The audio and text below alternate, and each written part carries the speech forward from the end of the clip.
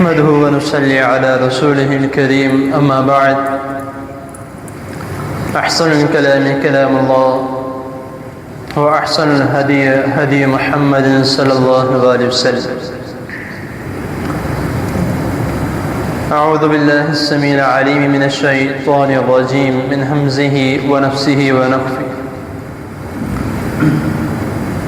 إن الله وملائكته يصلون على النبي يا أيها الذين آمنوا صلوا عليه وسلموا تسليما.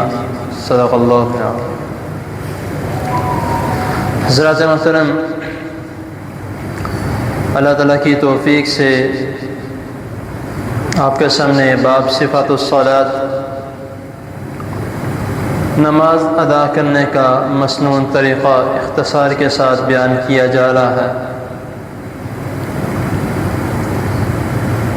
پچھلی دو نشستوں میں آپ کے سامنے تشہد کی التحیات اور اس کی دوسری دعا جس کے متعلق میں نے یہ کہا تھا کہ اس کو پڑھنے سے پہلے مجھے بھی اس دعا کا علم نہیں تھا، وہ بیان کی تھی. آج کا جو ہمارا سبق ہے، شروع میں آیت کریمہ سن کر آپ کو علم ہو گیا ہوگا کہ آج سے جو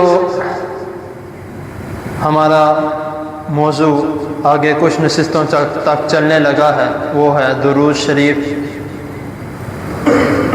جس طرح اللہ اکبر تکبیر تحریمہ سے لے کر اب تک جتنے بھی درس آپ کے سامنے اللہ تعالیٰ کی توفیق سے دیے ہیں، الحمدللہ، شکر الحمدللہ، کوئی بھی ایسا درس نہیں تھا کہ جو دوبارہ رپیٹ کیا گیا ہو. روز کوئی نہ کوئی نیا سبق، نئے مسائل الحمدللہ مجھے بھی اور آپ کو بھی جاننے کو ملتے تھے. اللہ تعالیٰ آپ کو اور مجھے اس پر عمل کرنے کی توفیق عطا فرمائے. تو آج سے جو یہ درود شریف کے چند مسائل ہیں اس کا آغاز کر رہا ہوں.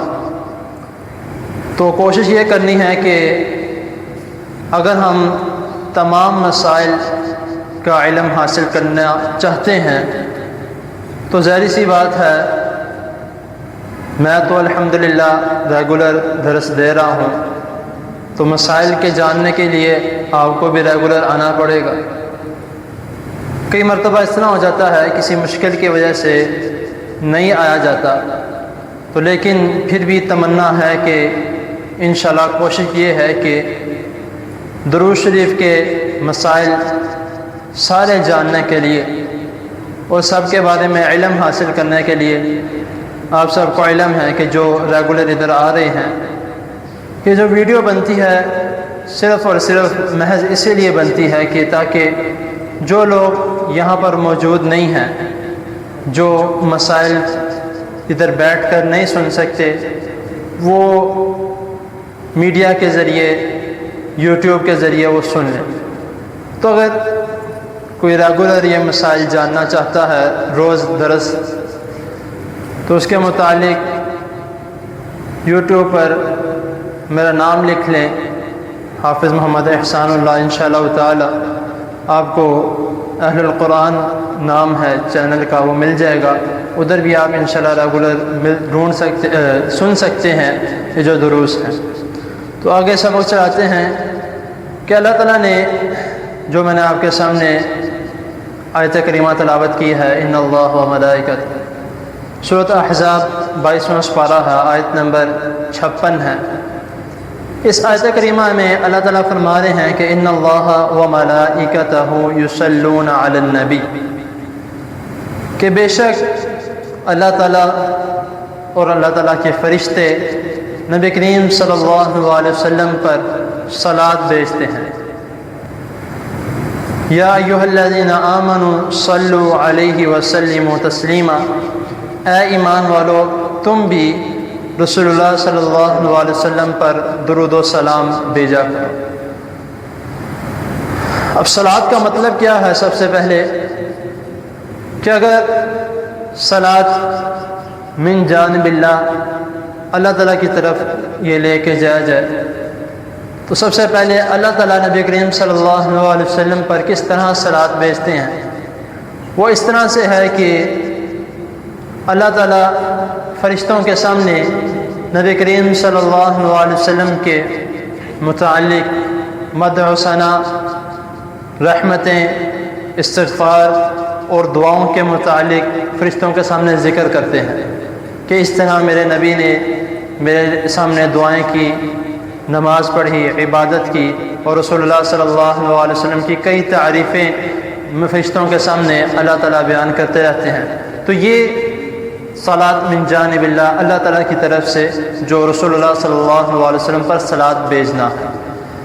اب اگر صلوات فرشتوں کے بارے میں جس طرح اس آیت میں اللہ تعالیٰ فرما رہے ہیں کہ فرشتے بھی رسول اللہ صلی اللہ علیہ وسلم پر صلوات بھیجتے ہیں، تو اگر یہ ان کی طرف لیا جائے تو وہ اس طرح ہے کہ فرشتے رسول اللہ صلی اللہ علیہ وسلم کے لیے رحمت کی دعائیں کرتے ہیں اللہ تعالیٰ کے حضور کہ اللہ اس نبی پر، رسول اللہ صلی اللہ علیہ وسلم پر رحمت نازل فرمائے، برکت نازل فرمائے۔ اب یہ تیسری بات جو اس آیت میں ہے کہ یا ایھا الذین آمنوا صلوا علیہ وسلموا تسلیما، کہ اے ایمان والو رسول اللہ صلی اللہ علیہ وسلم پر درود و سلام بھیجو۔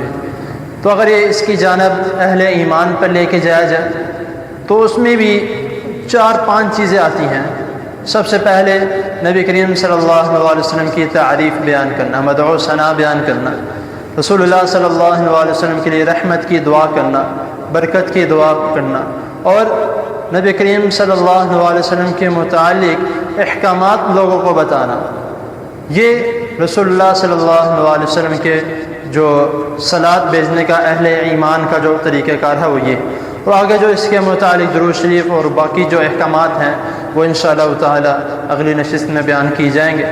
تو یہ صلوات 3 موقع، جس طرح اللہ تعالیٰ کا صلوات اور فرشتوں کا صلوات بھیجنا اور اہل ایمان کا صلوات بھیجنا، اس کے متعلق آج آپ کے سامنے چند باتیں بیان کی ہیں۔ اللہ تعالیٰ آپ کو بھی اور مجھے بھی اس پر عمل کرنے کی اور اس کو سمجھنے کی توفیق عطا فرمائے۔ جزاکم اللہ۔